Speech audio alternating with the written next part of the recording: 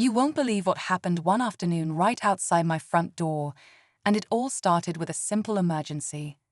I was in serious trouble, needing help fast, but then this HOA Karen steps in and does something completely shocking.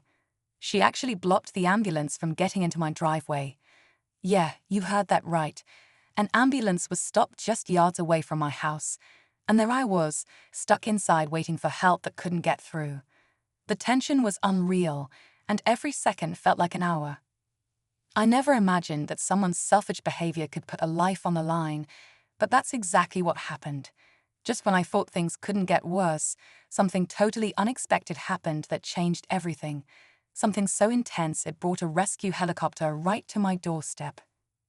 This story isn't just about a blocked ambulance or one angry neighbor. It's about how chaos unfolded in the most dramatic way, and what came next will blow your mind.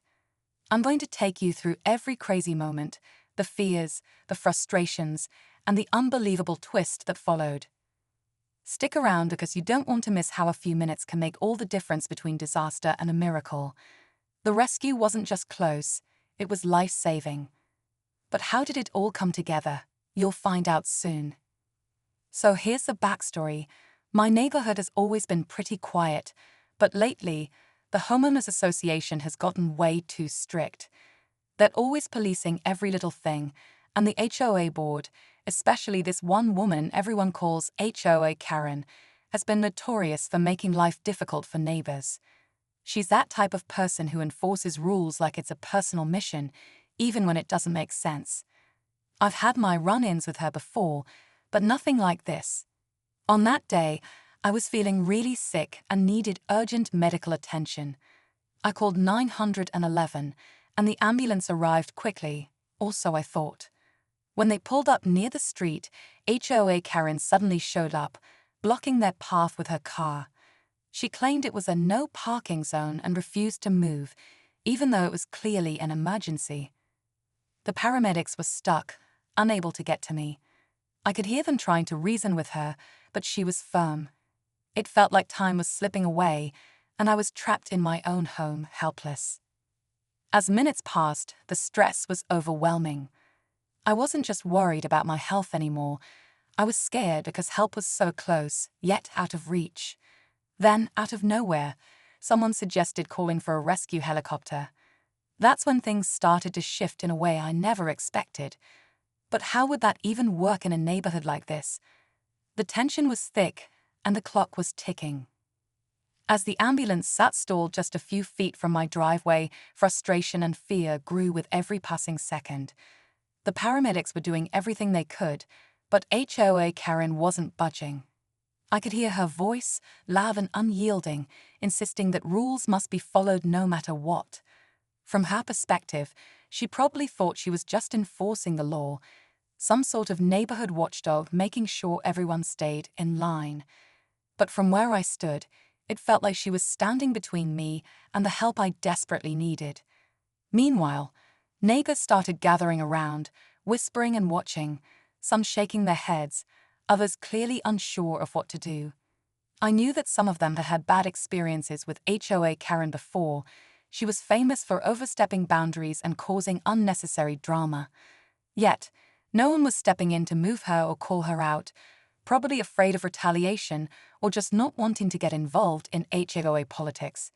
It was like a frozen moment where the community was divided, some siding with her strict enforcement, others silently hoping she'd just move and let the emergency unfold. In the midst of this, a new problem came up. The ambulance couldn't get close enough to safely transfer me onto the stretcher. Paramedics looked to their radios, coordinating with dispatch, and then one of them mentioned the rescue helicopter.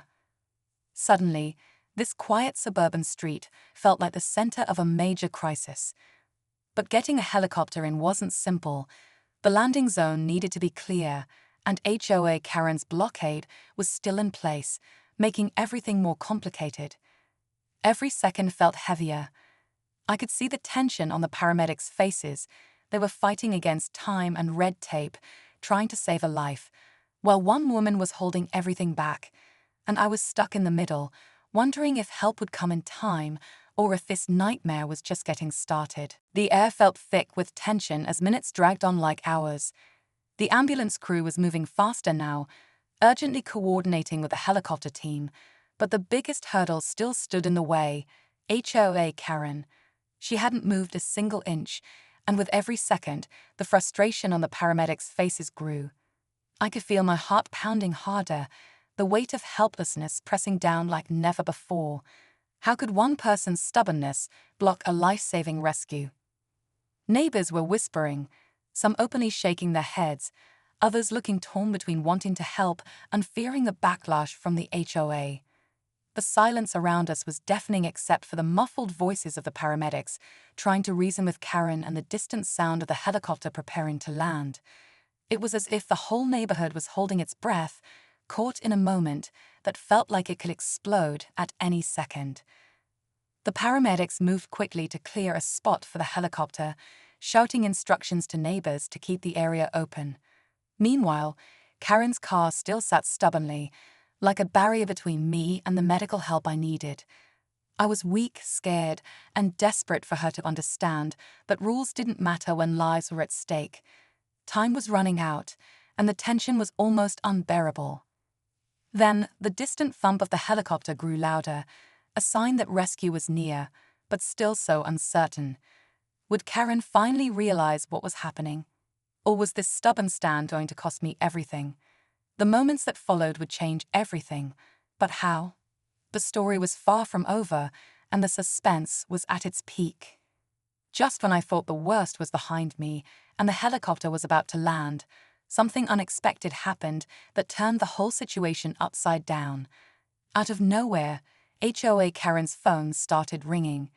She glanced at it, then suddenly pulled her car back just enough to let the ambulance inch forward. But instead of relief, it only made things more confusing.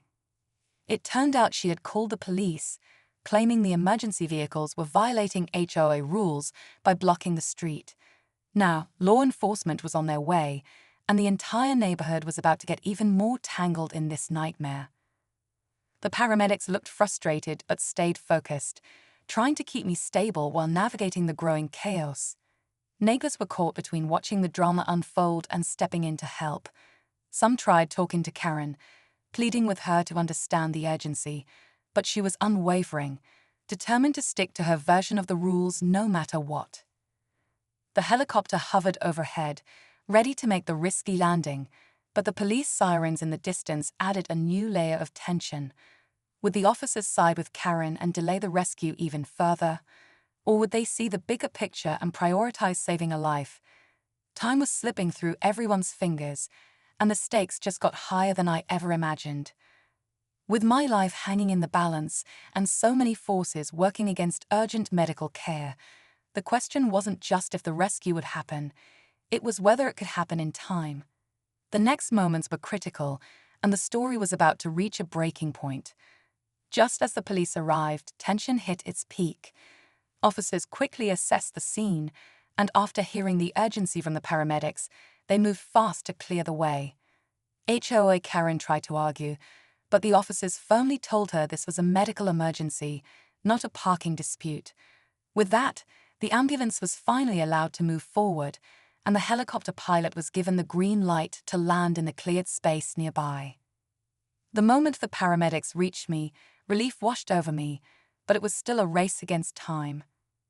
The helicopter touched down, its blades whipping up dust and leaves, and the medical team rushed me on board. As we lifted off, the neighborhood stood silent, the drama finally unfolding into action. But just when I thought the nightmare was over, there was one last twist.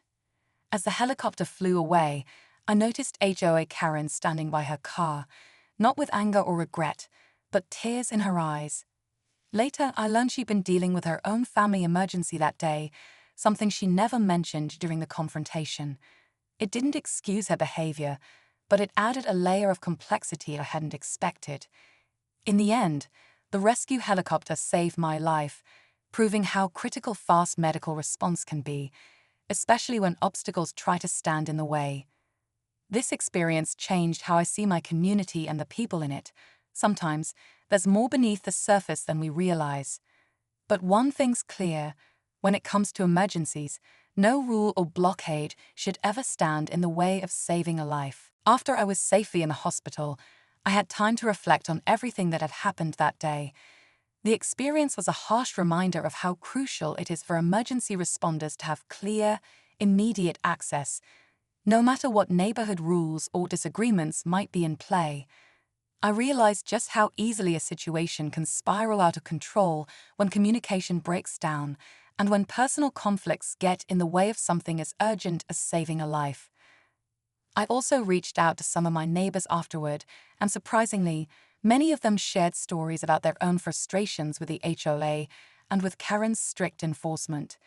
It was clear that the community was divided, but this incident sparked important conversations about putting people's safety first. We all agreed that emergencies should never be slowed down by bureaucracy or personal grudges. HOA Karen and I eventually talked, and while we didn't become friends, there was an understanding. Sometimes life throws tough situations at all of us, and empathy matters.